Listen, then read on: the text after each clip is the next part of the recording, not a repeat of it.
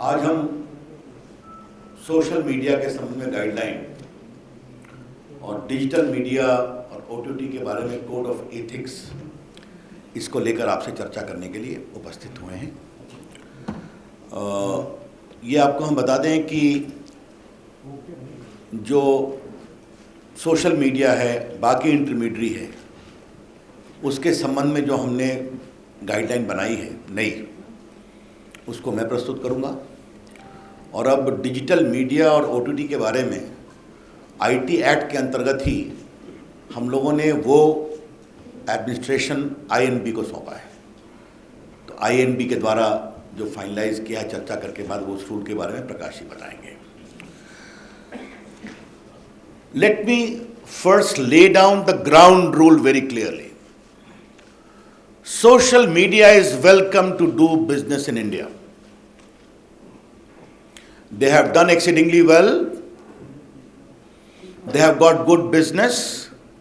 They have got good number of users, and they have also empowered ordinary Indians. इसकी हम तारीफ करते हैं। व्यापार करें, पैसे कमाएं और सोशल मीडिया पर ऑर्डिनरी इंडियंस को आप मजबूत करें। आपका स्वागत है। The government welcomes criticism and the right to dissent. Let me make it very clear. And social media has been used to ask questions too. But it is very important that the users of social media must be given the forum to raise their grievance and resolution against the use, against the abuse and misuse of social media. Let me repeat, it is very important that the social media users running into crores should also be given a proper forum for resolution of their grievances within a time-bound manner against the abuse and misuse of social media. ये हमारा एक बहुत बड़ा इसका focus है कि we are empowering the ordinary users of social media in this process. बाकी प्रकाश जी उस विषय को बताएंगे। हमारे सामने शिकायत आती थी कि एक महिला की मोर्स फोटो दिखाई जा रही है, मोफ किया हुई, बॉयफ्रेंड गर्लफ्रेंड स्प्लिट कर गए, बहुत कॉम्प्रोमाइजिंग फोटोग्राफ दिखाई जा रही है। ऐसे ऐसे प्रेजेंटेशन आ रहे हैं सोशल मीडिया में which cannot be called civilized from any point of view, impinging upon dignity, compromising the civilized norms of existence. ऐसी शिकायतें हमारे पास बहुत आई थी। और बाकी चर्चा हम करेंगे कि how of late some intermediate and social media platforms we are used to garner commercial and financial controversy inter se among corporate houses. हमारे सामने ये भी शिकायत आई थी कि सोशल मीडिया को आजकल क्रिमिनल, टेररिस्ट देश में chaos, mayhem, वायलेंस को प्रमोट करने के लिए also from across the border कार्रवाई कर रहे हैं। मैं आपको बताना चाहूंगा, the basic essence of this is what I would say it A soft touch oversight mechanism where we are insisting upon the platforms to develop the mechanism and have a robust redressal of grievances. और अब जब प्रकाश जी अपनी बात कहेंगे तो वहां भी एक सॉफ्ट टच मैकेनिज्म है where the platforms, be the OTT or digital platforms, are being emphasized to have a proper mechanism. ये हमारा फोकस है, ये समझना चाहिए। मैं I wish to share some statistics to you. Bharat में व्हाट्सएप के यूजर्स हैं 53 crore, YouTube users are 44.8 crore, Facebook users are 41 crore, Instagram users are 21 crore and Twitter user are 1.75 crore. This is a good number. We are very happy about it. Indian users are using these platforms and they are also making good business case. Welcome. But what has happened, as I indicated in the very beginning, concerns are being raised over the years about rampant abuse of these social media platforms. ये आपके court के सामने बात आई है, parliament के सामने बात आई है, सिविल सोसाइटी ने बात उठाई है, और फेक न्यूज़ का तो ये हाल है कि आजकल मैं टीवी चैनल्स को देखता हूं कि वो भी एक फैक्ट चेक मशीन रखते हैं। जब प्रकाश जी ने यहाँ फैक्ट चेक शुरू किया तो हमने कहा नई बात है, but now I see many channels are having a fact check machine. Therefore this only confirms the rampant spread of fake news. और बाकी financial fraud, incitement to violence, ये सब चीज़ें चल रही थी। तो ये हमने देखा कि जो इंडिया में सोशल मीडिया का एवोल्यूशन हुआ है, many became as intermediary, then became the social media, some became publishers overnight। ये भी अपने आप में एक डेवलपमेंट हुआ है, ये आपको हम बताना चाहते हैं। आज का हमारा rational and justification for new guidelines क्या है, मैं 4-5 पॉइंट आपके सामने रखना चाहता हूं, और ये बहुत इंपॉर्टेंट है। आपको एक व्यापक प्रेस रिलीज मिलेगा। Supreme court on 11 December 2018 in the Pranjwala case asked us to frame necessary guidelines to eliminate child pornography, rape, gang rape images, videos and sites in content hosting platform and other applications। Supreme court ने फिर 24 सितंबर 2019 को मेरी ministry को direct किया कि please have a new guideline completed at the earliest. Our secretary, Mr. Ajay Sani, had filed an affidavit in the court. He will be doing by this year beginning itself। Rajya Sabha में 26/7/2018 को calling attention motion हुआ था fake news पर, abuse of social media पर, and all the members of parliament urged me to take action, and there is my assurance on the floor of the house कि we will improve the entire guideline. और राज्यसभा की एक ad hoc committee की report है on 3 February 2020, जहां पर pornography on social media, effect on children, hate content on social media, इसको लेकर चिंता प्रकट की गई थी। Therefore, court orders, parliamentary proceedings, I only mention of Supreme Court, there are many orders of the High Courts as well to take action in this। हमारी ministry ने व्यापक कंसल्टेशन किया। We prepared a draft on 24 December 2018 where we received 171 comments। We put those comments in public domain and we had 80 counter comments too। Therefore, widespread consultations was done, and also in the case of INB, which will be explained by them। अब हम इसके salient features को आपके सामने रखना चाह देते हैं, बाकी तो रूल्स आपके सामने आएगा, प्रेस स्टेटमेंट भी है। पहला है कि 2 कैटेगरी की है, एक है intermediary which can be a social media intermediary, और दूसरा है significant social media. Significant social media intermediary पर एडिशनल ऑब्लिगेशन है। There are additional obligations on a significant social media intermediary. We shall notify the users number for a significant social media intermediary very soon, कि who will be दोस। पहला है कि आपको एक grievance redressal mechanism रखना पड़ेगा, and इस grievance officer का नाम भी आपको रखना पड़ेगा, who shall register the grievance within 24 hours and disposal in 15 days। That is very clear। Second, if there are complaints against the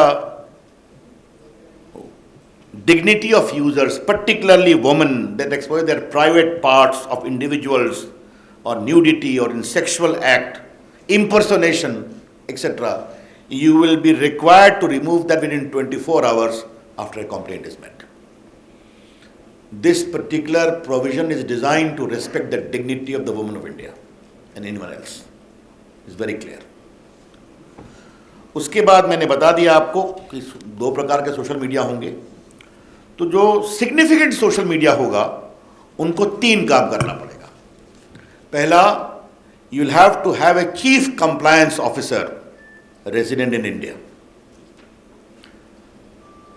responsible for ensuring compliance of the acts and the rules. Second, a nodal contact person resident in India for having 24/7 coordination with the law enforcement agencies. तो पहला हो गया chief compliance officer, दूसरा हो गया nodal contact person, तीसरा है appoint a resident grievance officer who shall perform the grievance redressal mechanism as I indicated. And next is you must publish a monthly compliance report कि आपके पास कितने complaints आए, आपने उन पर क्या कार्रवाई किया और क्या रिड्रेसल किया. Therefore, just to concretize, we are empowering the ordinary users of social media and other intermediaries. You must have a robust grievance redressal mechanism, instituting the complaint within 24 hours, redressal within 15 days. You must have a chief compliance officer for significant social media. You must have a nodal contact person. You must have a resident grievance officer, all residing in India, and you must give a monthly compliance report. ये बहुत स्पष्ट है. उसके बाद एक सवाल आता है फर्स्ट ओरिजिनेटर का कि खुराफात हुई, but who was the creator, who was the first creator of the mischief. बार बार चीज़ें रीट्वीट पर ट्वीट होनी शुरू होती हैं, कई बार महम शुरू हो जाता है ऑन व्हाट्सएप, मॉब लिंचिंग में. तो फर्स्ट ओरिजिनेटर कौन है, इसके बारे में बताना पड़ेगा. This first originator will not, we don't like to have the content, क्योंकि कंटेंट तो बाहर आ जाता है, कई लोग ट्वीट रिट्वीट करते हैं. हु बिगैन द मिसचीफ, ये आपको बताना पड़ेगा. ये मिसचीफ अगर भारत के बाहर से हुआ है तो भारत में उसको किसने शुरू किया, ये बताना पड़ेगा. I repeat, the social media platforms, upon being asked either by a court order or by the government authority, will be required to disclose the first originator of the mischievous tweet or message, as the case may be.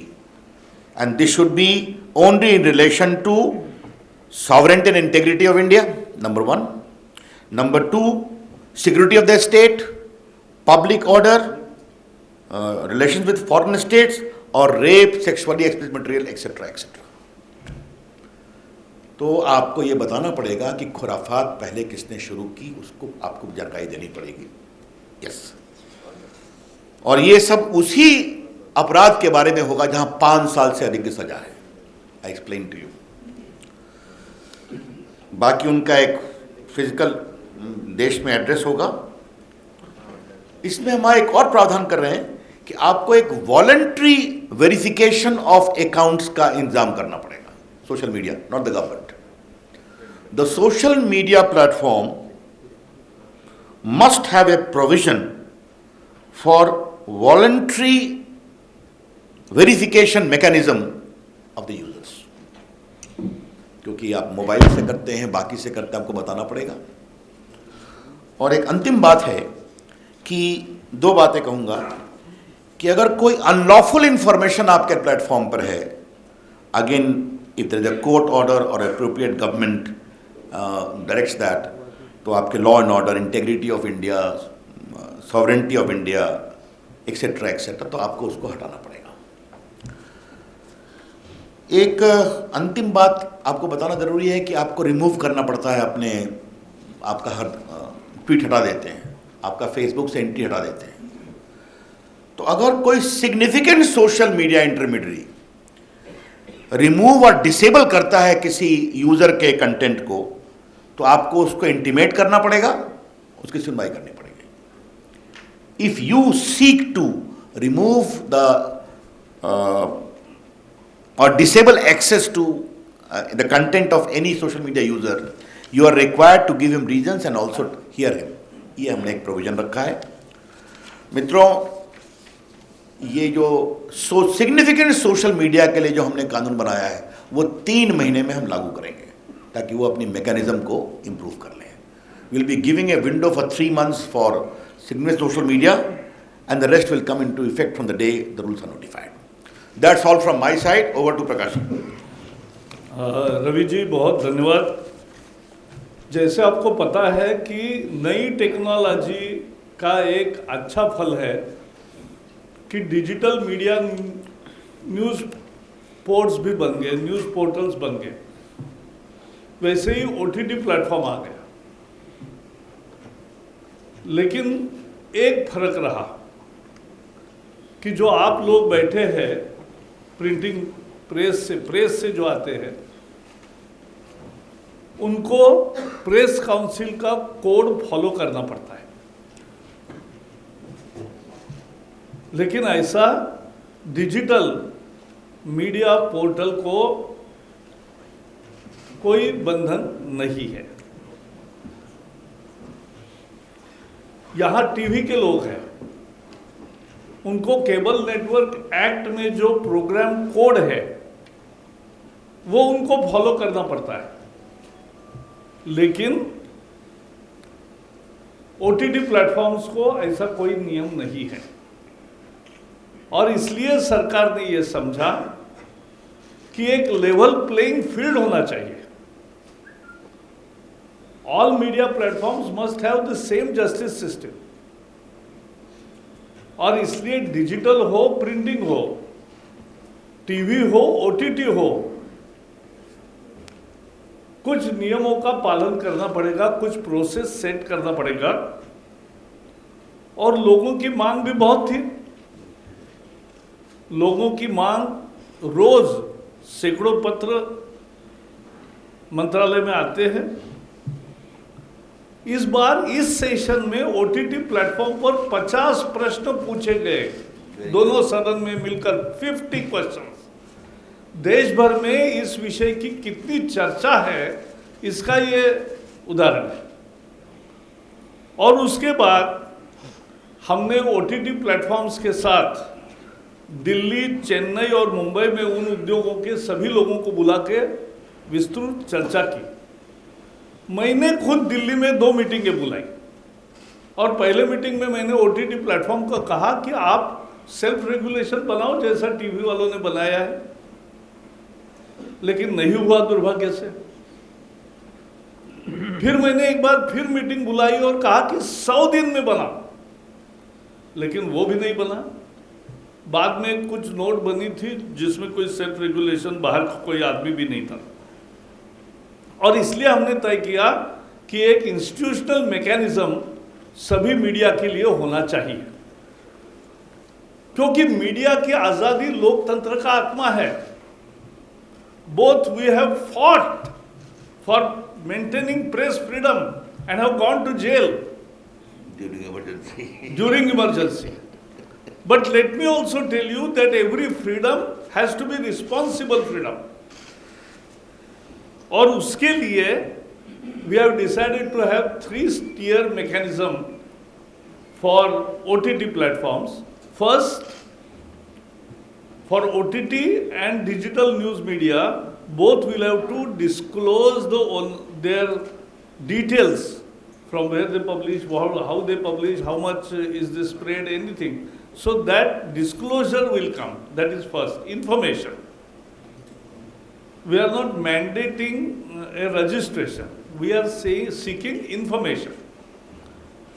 Then second is, there has to be grievance redressal system, as Ravi ji has said. Their grievance redressal system, in the same manner, it will work in OTT platforms and digital portals also. They will have to have their own portal for grievance redressal. Then second tier will be self-regulation. On OTT platforms, they will have to have a self-regulation, a body headed by a retired Supreme Court or High Court judge, or otherwise very eminent person in this category. So this is what we are entailing. So there, any grievances, there has to be a place for making grievance. उसकी सुनवाई होनी चाहिए, और उसके सुनवाई पर कोई judgement आना चाहिए।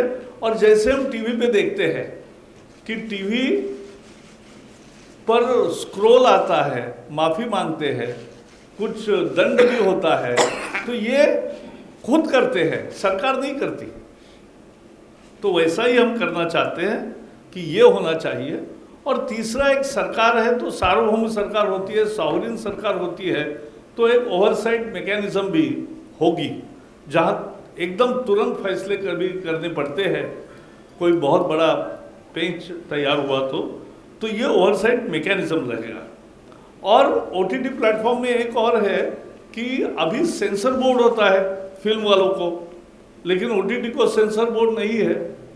तो हमने कहा है self classification of age related issues to be solved, and उसका एक प्रोसेस हो कि 13 से ऊपर 13+, 16+ and A category, there has to be a mechanism of parental lock and ensuring compliance that children don't see that. But बाकी U सिनेमे जो है इससे वहाँ भी U क्लासिफिकेशन, सेल्फ क्लासिफिकेशन, लेकिन उसके लिए भी जो कोड सेंसर बोर्ड का है, जो एक एथिक्स कोड है, वो सबको कॉमन रहेगा। और इसलिए वो रहेगा। लास्ट में मैं इतना ही कहूँगा कि जो डिजिटल मीडिया पोर्टल्स है उनको भी अफवाह फैलाने का, झूठ फैलाने का यह अधिकार नहीं है, किसी को भी नहीं है। As I said, media freedom is absolute but with responsible, reasonable restrictions, and that is the self-restrictions of responsible, that is called responsible freedom. And उस freedom के दायरे में ये दोनों, और ये कानून एक ही है, IT का जो MIT का कानून है, उसी के अंदर जो बिजनेस रूल बदले मोदी जी ने, और ये जो कंटेंट वाला मुद्दा है खासकर मीडिया का और OTT और डिजिटल मीडिया, इसका आयन भी एडमिनिस्टर करेगी। बाकी जो इंटरमीडिएट प्लेटफॉर्म्स है उस पर का संज्ञान IT मिनिस्ट्री पहले जैसे कर रही है वैसे ही करेगी। बस मुझे भी इतना ही कहना है। धन्यवाद सर। एक minute, before we take your questions friends, सिर्फ 2 बातें मुझे ऐड करनी है। जो प्रकाश जी ने कहा, सुप्रीम कोर्ट का फैसला है कि Internet is not a fundamental right by itself, but the fundamental right of freedom of speech and expression under 19(1) can use Internet to exercise that right. So if it is a fundamental right under 19(1), it is subject to 19(2) of the Constitution, which is reasonable restrictions can be imposed in pursuit of safety, security, sovereignty of India, public order etcetera etcetera. एक बात मैं ये कहना चाहूँगा। और दूसरी बात हम कहेंगे, सभी सोशल मीडिया का स्वागत है, लेकिन बड़े आदर से कहूँगा, there should not be double standards. If an attack is there on Capitol Hill in Congress, then social media support the police action, but there is an aggressive attack on Lal Qila, the symbol of India's freedom, where our prime minister swat the national flag, you have double standard. This is plainly unacceptable. धन्यवाद sir. Friends, जैसे आपको बताया, detail press release जो है PIB की तरफ से जारी होगी। However, we will take some questions. First at 39. Prakash ji, Ravi ji, ये सवाल इस चीज़ से जुड़ा हुआ है, आपके ही विषय से जुड़ा हुआ है। हाल ही में ऑस्ट्रेलिया में न्यूज़ मीडिया बार्गेन कोड लागू किया है और दुनिया के कई देशों में भी इस तरीके की प्रक्रिया शुरू हो रही है। तो क्या भारत में भी इस तरीके की चीज़ पर विचार हो रहा है कि जो सोशल मीडिया इंटरमीडियरीज हैं या जो प्लेटफॉर्म्स हैं, वो कंटेंट क्रिएटर और कंटेंट एग्रीगेटर के बीच में एक बैलेंस बना रहे? ऐसा है, जो ऑस्ट्रेलिया का मुद्दा है वो इससे अलग है थोड़ा।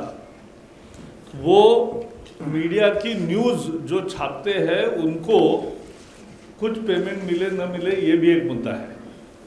लेकिन मैं इतना ही कहूँगा कि दुनिया के सिंगापुर, ऑस्ट्रेलिया, यूरोपियन कमीशन या बाकी अन्य देशों में भी इस विषय में क्या क्या हो रहा है इसका हम जानकारी भी रखते हैं, और उसकी राय जब प्रकट करना होगा तो करेंगे। 53। सर, मैं मुकेश कौशिक हूँ, दैनिक भास्कर से। मेरा सवाल रविशंकर जी से है। आप रविशंकर जी पर्सनली भी बहुत इस बात के वोटरी रहे हैं कि सोशल मीडिया पर जो अकाउंट खुलें वो फेक ना खुलें, नामी ना हों, और इसलिए उनकी कोई ऑर्गेनिक लिंक होनी चाहिए। हम इस दिशा में क्या कर रहे हैं कि वो अगर कोई अकाउंट खोले तो वो अपने मोबाइल नंबर उस पर डिस्क्लोज़ करे, एक OTP आए, उसके बाद ही कोई अकाउंट खुल पाए। इससे हम लोग एक वेरिफिकेशन हो जाएगा उसका। देखिए, जैसा मैंने आरंभ में बताया था, इस नए गाइडलाइन का पर्पस क्या है? सोशल मीडिया खुद ये काम करें और उनके यूजर से करवाएं। हम सरकार का हस्तक्षेप कम से कम चाहते हैं, इसीलिए एक voluntary mechanism social media platform create करें और उनके रजिस्ट्रेशन कराएं।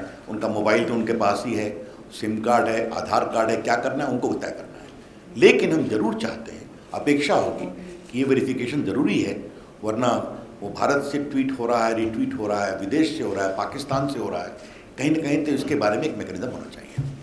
13। सर, मेरा सवाल एक प्रसाद सर से और एक जावड़ेकर सर से, दोनों से है।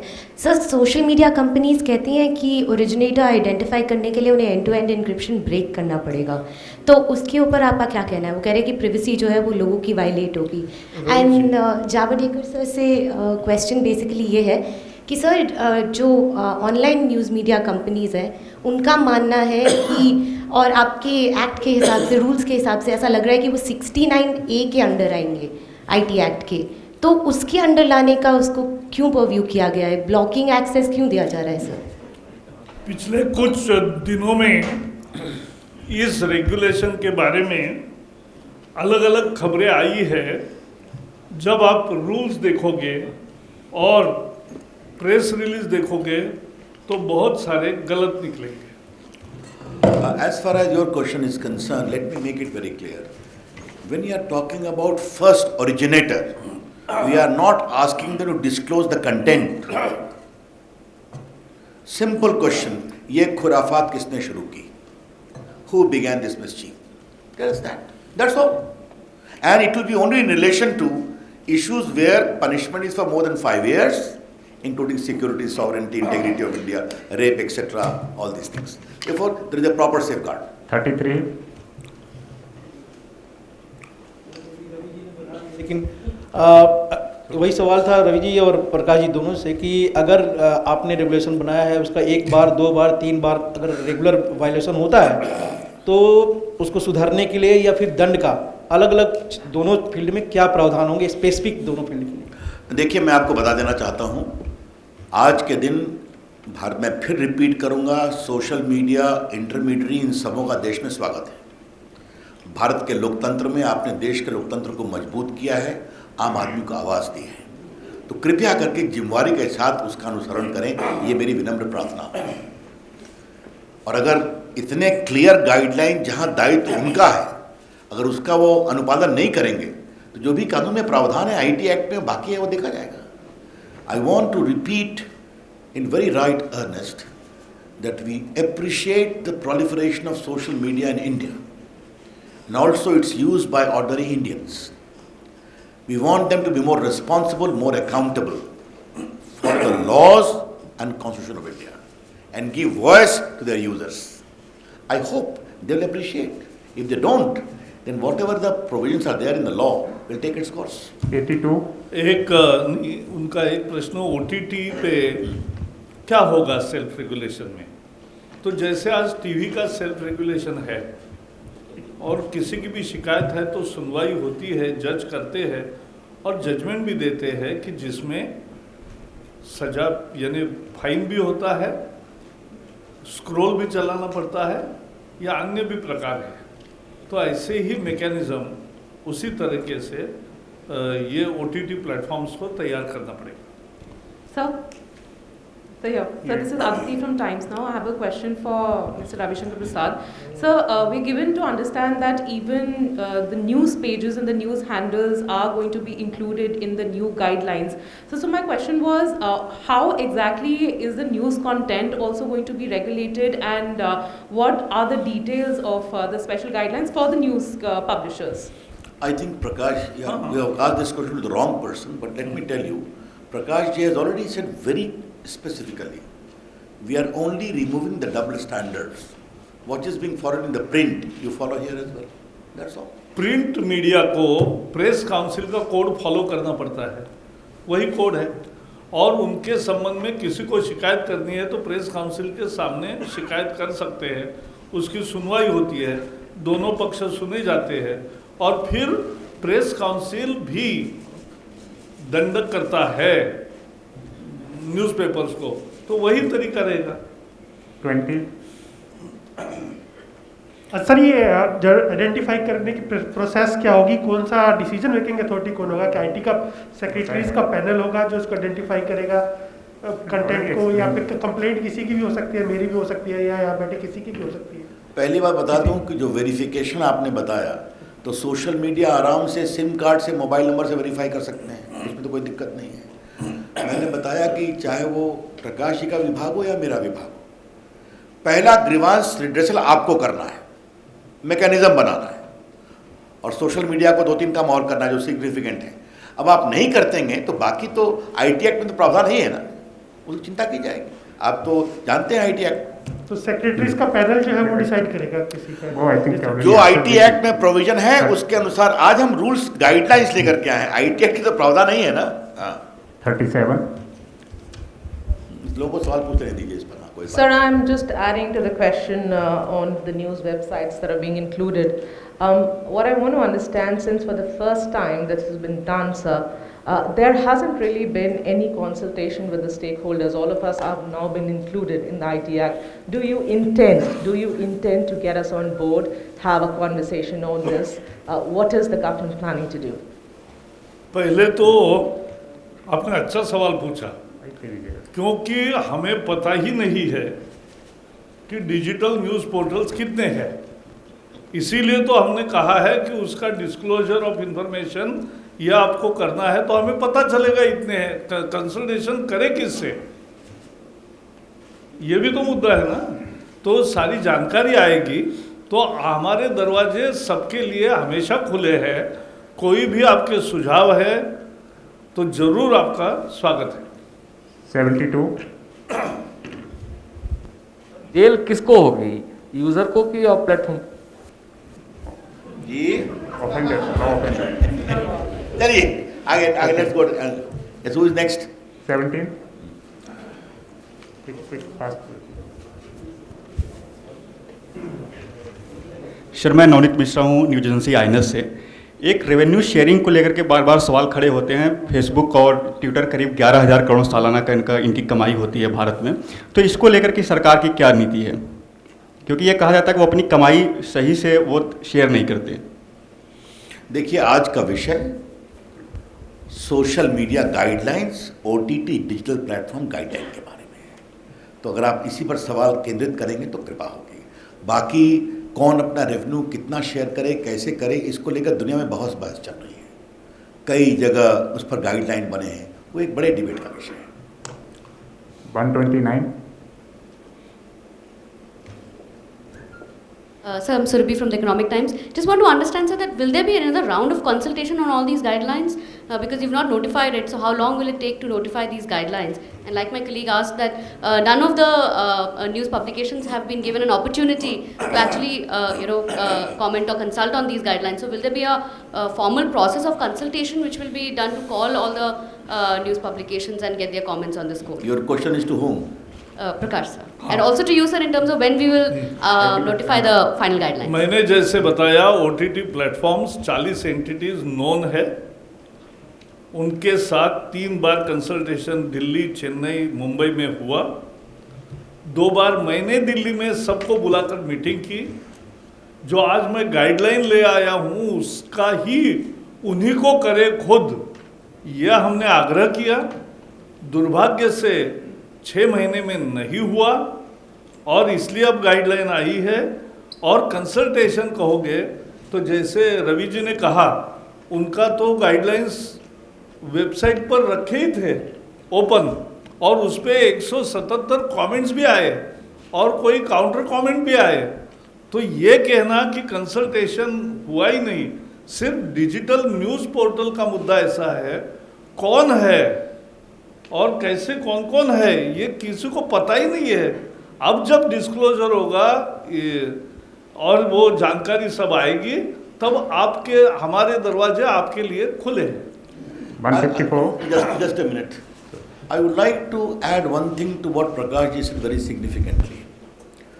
When we sit in the government, we have to take into account the concerns of all the stakeholders. That is what Narendra Modi's accountable government is about. Should we keep quiet when a mother starts complaining to us that my daughter is being exposed like this? Should we keep quiet when a small business entrepreneur is sought to be swamped by big business houses based upon falsehood? My department is full of these complaints. So is Prakashji's. Therefore, we have said, no, we will have this mechanism, but you will have to enforce it. We will have a soft touch. That is what this is about. Wait कर लीजिए ना, जैसे होगा आपको मालूम हो जाएगा, जल्दी ही करेंगे. So my name is Swati Mathur. I'm from the Times of India. My question is to Mr. Prakash Javadekar. Sir, I'm here. Yeah. Sir, you referred to the Film Censor Board and you also talked about age-related classification for OTT content. Now, what I want to understand is that you've said that there should be parental locks. Isn't it incumbent on the consumers watching that content to, impose whatever? Here you seem to be, penalizing the OTT digital platforms for not providing, मैंने जो कहा फिर से कहता हूँ, फिल्मों के लिए सेंसर बोर्ड है, टीवी के लिए प्रोग्राम कोड है, ओटीटी के लिए कुछ भी नहीं है. तो प्रोग्राम कोड आएगा जो टीवी वालों को है, सीरियल्स वगैरह सब चलते हैं, और सिनेमा के लिए हम अभी सेंसर बोर्ड उसमें नहीं ला रहे. हम उन पर विश्वास रख के आप क्लासिफाई करो कि 13, 16 प्लस एंड ए फिल्म्स कौन से, और घर में भी देखा जाता है तो घर में बच्चे ये नहीं देखेंगे. इसकी एक सुचारू व्यवस्था वो प्लेटफॉर्म की भी जिम्मेवारी है और घर वालों की भी. Number 10. How would you categorize, what would be the criteria for significant social media intermediaries? I think, sir, initially in your comments you also said that significant social media intermediaries will be given 3 months to comply with this. Is there any timeline for OTT as well, sir? Mr. Javadekar, this is a question. The first question is, significant social media and non-significant social media would be classified based upon the number of users. Very soon we are going to notify it. It will be a significant number, maybe 50 lakh or above or something like that. That we are working out, but very soon we are going to notify that. And once significant social media reach is notified, they will be given a 3 months time, because they have to have additional obligation. Chief Compliance Officer, Nodal Officer, Grievance Redressal Officers. For others it will kick in immediately. 47. Venkatraman, Vanakkam. Yes, Vanakkam. And sir, question about the subject, not about Tamil Nadu election. Yeah, I am related to Tamil Nadu only. I am going to ask you, what message you want to give it to the people of Tamil Nadu? I think. But so far, whatever you said in Hindi, you are addressing the only North Indian media. No. But you are not bothered about taking into consideration Tamil Nadu. Because Ravi Shankar ji had a stake in Tamil Nadu, he was responding in English. I will respond. I think I will respond to you in English. See, the advancement of technology has brought on the fore very useful mechanisms, and like OTT platforms and the digital news portals. But there were no any mechanism, institutional mechanism to guide to the people also, because for films there is censor board, which we are not repeating here in OTT, but there is self-regulation mechanism in TV with program code to be followed. The same thing we are bringing to OTT, and at the same time, for digital news portal, they will have to first give information about their existence, and then they have to follow the Press Council code, that is called Code of Ethics. So this is what we are expecting. We believe in our media. We believe they're responsible, and as I said, we fought and went to jail for 16 months to preserve the freedom of media. But media's freedom is also, has to be responsible freedom. To make it that responsible freedom का ही ये एक mechanism. This is the mechanism for responsible freedom. 18. Javadekar Saab, I just wanted to get a small clarification on the issue of suo motu powers or emergency powers, when government will intervene. How will it play out? What is the mechanism? Who will be the nodal agency? And how do you expect this compliance within 36 hours? There is, even on today's TV shows and complaints, there is a standard interdepartmental oversight mechanism. So that is already exists. There are proper provisions under the IT Act to take emergency measures in case of real emergencies. But once those orders are invoked by the IT Secretary or by the INB Secretary, as the case may be, it has to be affirmed by a proper committee, it has to be reviewed, and there is a review mechanism which we have imported, that of the telegraph rule, namely headed by the Cabinet Secretary in the Government of India and Chief Secretary in the State Government. Therefore, there are proper safeguards also in case of exercise of emergency powers. Sir नमस्कार, मैं Pradeep total news से। Sir मेरा एक clarification जानना था कि जो ये गाइडलाइन तैयार की गई है, क्योंकि हाल के दिनों में हमने देखा है जो पॉलिटिकल पार्टियों के आईटी सेल्स होते हैं वो ख़ास तौर से हेट स्पीच चलाते हैं और उसके बाद वो वायरल होते हैं, उसके बाद एक पॉलिटिकल मैसेज जाता है। तो क्या इसमें पॉलिटिकल पार्टी भी इस दायरे में आएगी और उसका क्या गाइडलाइन होगा? देखिए, मैंने आपको पहले भी कहा था कि अगर देश में करोड़ों लोग सोशल मीडिया को यूज़ कर रहे हैं तो अपने वो विचारों का भी प्रतिपादन कर सकते हैं।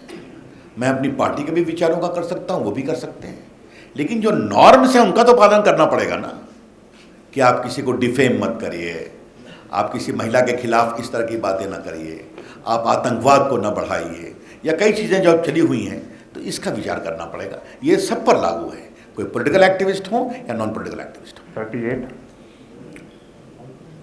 So, Anushri from Financial Express. My question is to Mr. Javadekar. So, you spoke about the self-regulatory body for OTT, and which will be headed by either a retired Supreme Court judge or a High Court judge. So, how many members would this body have, and will it also have representatives from OTT platforms? Because in the previous consultations, the representation was not equal, and it was one of the reasons why the ministry had to, step into for formulation of this guidelines. Also, under what circumstances the ministry will step in case the mechanism or the body fails to, handle a grievance? We have not taken any additional power in these guidelines. The oversight mechanism, as explained by Ravi Shankar ji, exists, and it will exist. I want to make very clear to my learned journalist friends that we have not framed any new law or any additional law. Under the existing IT Act mechanism itself, in exercise of Section 87 rule-making power, we have framed these rules and the code of ethics. They should be clearly understood. 40. Hi sir, this is Ashish from the Indian Express. I wanted to ask a question that in the case of messages which go viral and finding the originator, it has often been seen that a VPN or a proxy network is used by the perpetrators. So who would be held liable in such a case? The social media intermediary or VPN? Well, Ashish ji, these are academic questions. As I said in the very beginning, as Prakash ji said, we are trusting the platforms to be accountable in terms of these regulations. We are trusting self-regulations. And once they will go through all the norms, which will be very much put on the platform, they need to improve their mechanism, whether it is grievance redressal or verification or classification of the curated content. तो हम तो उनको trust कर रहे हैं। इस बात को प्लीज सारे मित्र समझें कि the focus of this guideline, whether in the case of social media or in case of creative content, is on self-regulation. You develop, this is the norm, please ensure it followed up. Last question, 15.